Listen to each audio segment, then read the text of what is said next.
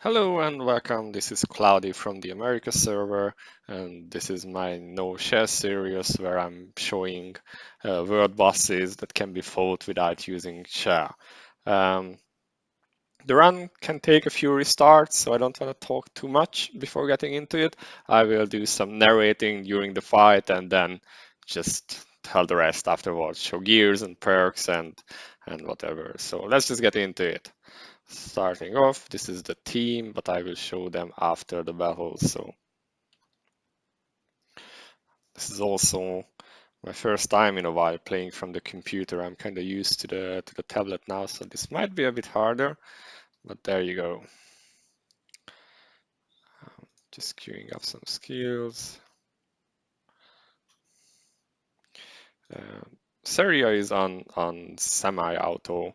I leave her on auto so she doesn't sit around idle, but I'm also like queuing up her skills so she's doing something while I'm doing other things. So okay, darkness is casting.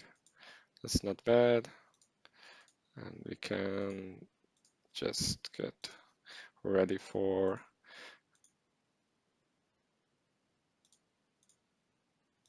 the burn phase where we are burning her and she's burning us. So you okay, so far we are actually doing okay. I think she didn't get any stacks. I forgot to cast there for a moment. Yep, misclick. Okay, is it Curtain of Darkness? It's Curtain of Darkness. So we are casting, we are blocking the hit with Mediana. This is basically Medi is the one who is keeping our Seria alive here, so she's really useful. Um,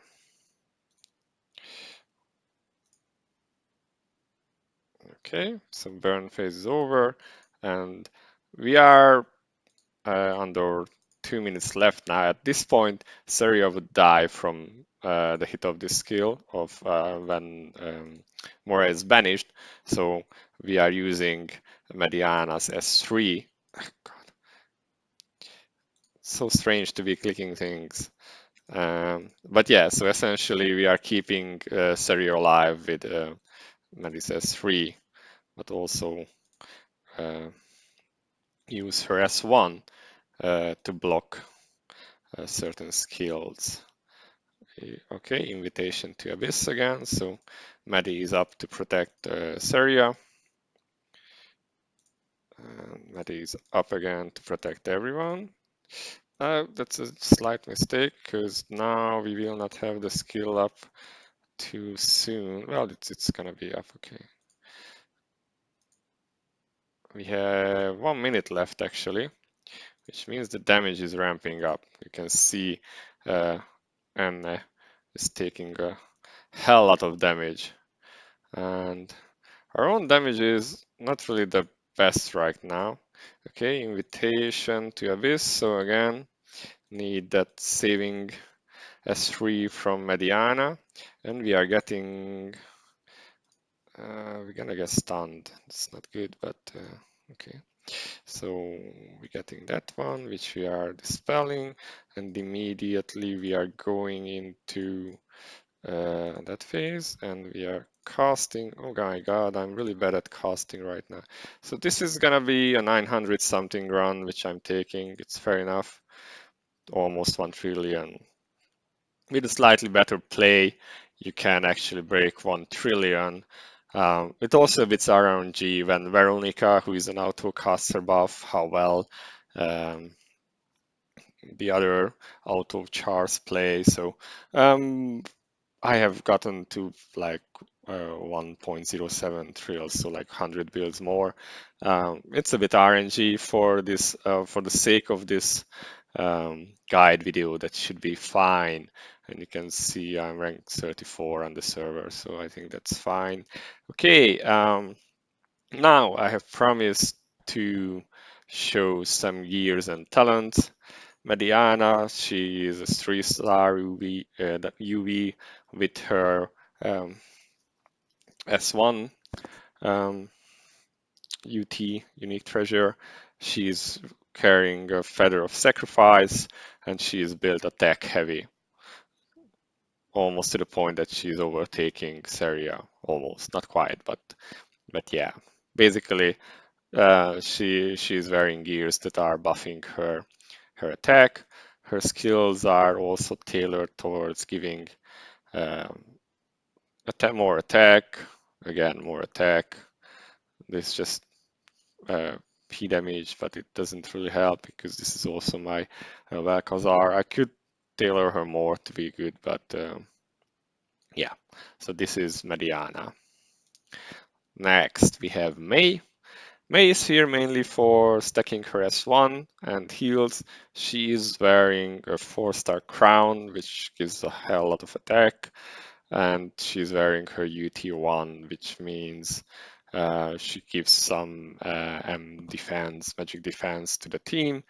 She is tailored towards stacking her buff higher and giving some magic damage, as well as giving some crit, which my Seria doesn't need, and some attack speed, which she is fine without. So she's mainly here for her S1 buff and some magic damage bonus from her S3, as well as the burst heal, which you sometimes need. Next up, Anna, which is one of my favorite characters in the game.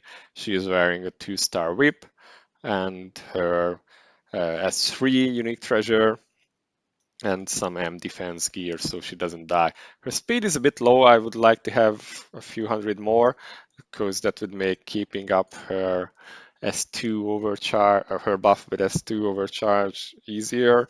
But yeah, it's the gear she has for now. One day I'm gonna farm more, but I'm just so tired of farming. Her skill set is pretty standard, I think. More damage from S1, more damage from S3, and the buff from her T5 Dark. Of course, the crit damage buff, and I took this one because it helps staying alive. She doesn't really need it now that I rely on More. Mediana, sorry, S3 to stay alive, but it helps in certain situations. Also on the Mountain Fortress world boss, so it's not a bad perk to have, I think. But let's see, and these are her stats actually. She has DPS stats, which is kind of funny. She doesn't need that much crit, for instance. I could drop that, but yeah. So this is what she has. She would need more speed really. Next on, Seria, the star of the show. I have seen her reach 4.5 billion DPS. As you can see, she's a little bit above Mediana in terms of attack. She has some penetration. Honestly, she doesn't need it. It's just how the gears rolled. Some life steal, some attack speed. Again, doesn't really need it. I have some MP recovery, and also this. The chart doesn't show she also has MP recovery per sec. I think only on that one item. Yep, and she has a 3-star unique one. Yeah, 3-star skill 1 unique treasure. Oh my god, I'm getting confused by myself. So 4-star UV. If she was higher, she could do more damage. Also, I'm using this one because this artifact is just perfect for this boss, I think. So her skills are essentially uh, ignores enemy defense on everything. So ignores enemy defense. On these, skill 2 already ignores defense, so I didn't use that. Increases damage to non-hero enemies by 25% for 200 sec. The boss happens to be like 210 seconds, so it's quite perfect both with this one and this one. Now tell me that this hero wasn't made for Xanadu. Yeah. And I took the one where she takes more damage and is unable to block, but she always crits. That way she doesn't need actual crit stats, so that's how Seria works. It's quite nice. You can also use her for poison dragon farming, which has crit suppression, so that's nice there. Moving on, I have a Laurel, but she's only 1-star with a 1-star unique treasure 2 and the no-star Christmas tree. She has fairly low crit damage. To be honest, she could have more. Um, It's what the dice rolled for now. She has some block to stay alive, and that's it really.